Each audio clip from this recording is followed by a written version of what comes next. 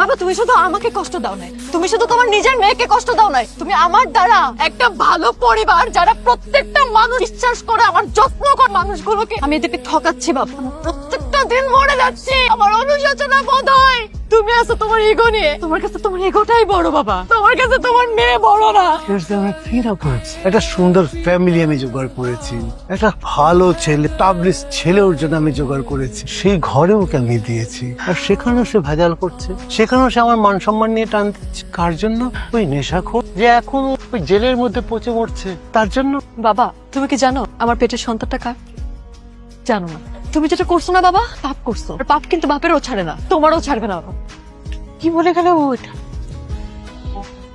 কেমনে পারলা তুমি আমার জীবনের 4টা বছর নষ্ট করে? কত ভরসা করতাম আমি তোমাকে, কত স্বপ্ন দেখাইছো তুমি, কাজের বেলায় সবকিছুর উল্টাটা করলা। আমি উল্টা কি করলাম? আসলে আমার দারিদ্রতাই আমার জীবনের কাল হইয়া দাঁড়াই। এই যে দেখো, টাকা পয়সার অভাবে আমি লেখাপড়াটা ঠিক মতো শেষ করতে পারলাম না। কিন্তু তোমার কথা চিন্তা করে আমি আমার জমি জমা আছে সব বিক্রি করে বিদেশ যাওয়ার ট্রাই, এখানেও 10 লাখ টাকা ধরা খাই, একদম পথের ফকির হয়ে গেলাম আমি। এই সময় তোমার আব্বাজান আমাদের সম্পর্কটা টের পায়। তোমার আব্বাজান পাওয়ারফুল মানুষ, পলিটিক্স করে, আমার জীবনটা একেবারে হেল বানাই দিল। সে শুধু তার দলের পোলাপান দিয়ে আমার রাস্তার মধ্যে মাইর খাওয়ায়, আমার নামে একের পর এক মিথ্যা মামলা দিয়া হয়রানি চূড়ান্ত করে ছাড়লো। তখন তো তুমি আমার পাশে এসে শক্ত হয়ে একবারও দাঁড়াও নাইছো। তুমি তুমি কেমনে বলতেছো আর মানে এরকম কথা? তুমি জানো না আমি আমার বাবাকে কতটা জমের মতো ভয় পাই, আমি তার সামনে টু শব্দ পর্যন্ত করতে পারি না। আর পরেও সবকিছু বাদ আমি চিন্তা করছিলাম তোমার সাথে পালাবো। তুমি কি করছো? তুমি নেশার মধ্যে ঢুকে গেছো। তোমার জীবনে আমার থেকে বেশি ইম্পর্টেন্ট নেশা হয়ে গেছে। মানসিক অত্যাচারে নেশা করা শুরু করছি। তোমার বাবা তোমার ঘরে বন্দি করে রাখ, 7 মাস তোমার সাথে আমার দেখা হয় না। মানসিক অত্যাচার, হতাশায় মুক্তি পাওয়ার জন্য আমি নেশা করা শুরু করছি। মনের আনন্দে শখের বসে নেশা করি না রে ভাই। তো এখন তো আমি তোমাকে কোনোভাবে বিশ্বাস করতে পারতেছি না।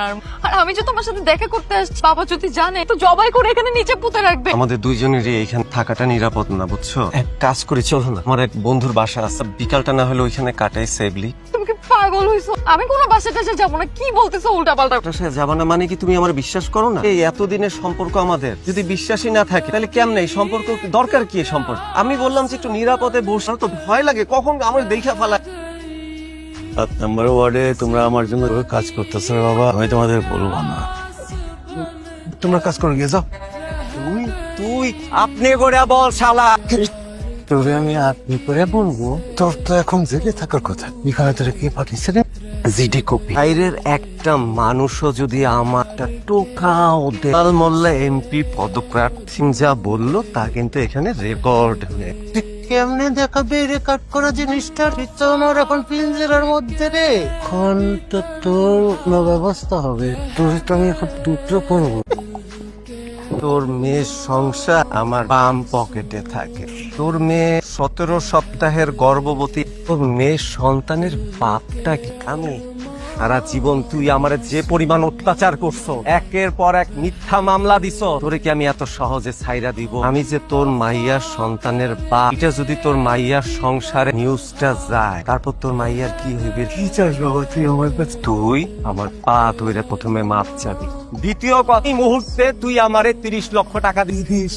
তোর মতো কাছে এটা কিছুই না, ম্যানেজ করা ইচ্ছা মতো ভৈরা দি, একদম জায়গা মতো ভৈরা দিচ্ছি শালার। আমার যে কি ভাল লাগতেছে, সারাটা জীবন আমার উপর অত্যাচার করছে। ভাই এই হইলো টাকা আর এই হইলো মেশিন। কিন্তু ভাই আপনি কি?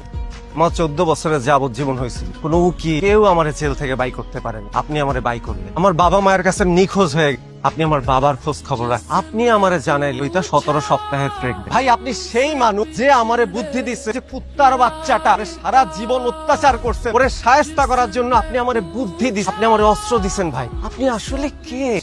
সাধারণ সমাজের একজন পুরুষ। আমি সেই বলুন প্রথমবার বাবা হব এই এক্সাইটমেন্টে পাগল হয়ে গেছিলাম।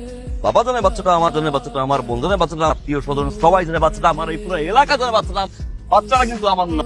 যেটাকে বিয়ে করলাম, সংসার করলাম, সে প্রেগনেন্ট হলো, প্রথমবার বাবা হওয়ার ফিলিংস আমি নিলাম। তিরিশ বুঝলাম যে বাচ্চাটা আমার না, বাচ্চা আমার, আমার বাচ্চা, বাচ্চার বাবা আমি কিন্তু বাচ্চা বাবা না। Complicated. There is something wrong. তার মানে আপনি জয়িতার হাজবেন্ড, তার মানে এই সব ছিল আপনার প্ল্যান। আপনি আমারে দিয়ে গেম খেলাইছেন। শালার পর শালা তোরে আমি আগে মারবো। যাবজ্জীবনের একটা আসামিরে 2 ঘন্টায় বের করছি। Respect me brother. আর এটা খেল না, 5 মিনিট সময় লাগবে যেখান থেকে বের করছি এখানে ভরতে। আরে ভাই সূর্যের আলো দেখতে আমার না, চিপায় গরমু না। There's a gift for you my brother. 37 ইয়া বাড়িয়ে ধরা খাওয়া, সানজিদা নামে একটা মেয়েকে প্রেগনেন্ট করা, 2টা মেয়েকে ব্ল্যাকমেইল করে 25 লাখ টাকা নেওয়া, ডকুমেন্টস ছবি সহ চেক ইট আউট। জীবন কারাদণ্ডের আসামি বের করছি। এই ডিলিট করে ফেলাইছি সব, এবার কি ডিলিট করে ফেলাইছি। 7টা ড্রাইভে আপলোড দেওয়া আছে। তোমার বাবা না হেডমাস্টার, এই ছবি আপলোড হওয়ার পরে তো সে সুমাঙ্গা তোমার বোন, আর বিয়েই হবে না। ভাই আপনি আমার মাফ করে দেন ভাই, আপনি অনেক বড় মনের মানুষ ভাই। ওই তারও চাই না, ওই বাচ্চাও চাই না ভাই। আপনি শুধু আমার জেলের মধ্যে পাঠান না ভাই, তোজকের মতো রাত দিন অত্যাচার করে ভাই। একদম মানে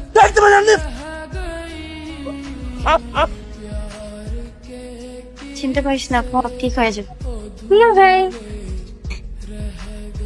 There is a surprise for you. কি সারপ্রাইজ? সারপ্রাইজটা তো বললা না। সারপ্রাইজ হচ্ছে আমরা হানিমুনে দেশের বাইরে যাচ্ছি। সত্যি? প্রমিস। আমি একটা সত্যি কথা বলতে চাই, আমার অতীত নিয়ে। এই বাচ্চা বাচ্চাটা তোমার, আমার, শুধুই আমাদের। এটাই সত্য। এই সত্যের বাইরে আমি কিছু জানতে চাই না।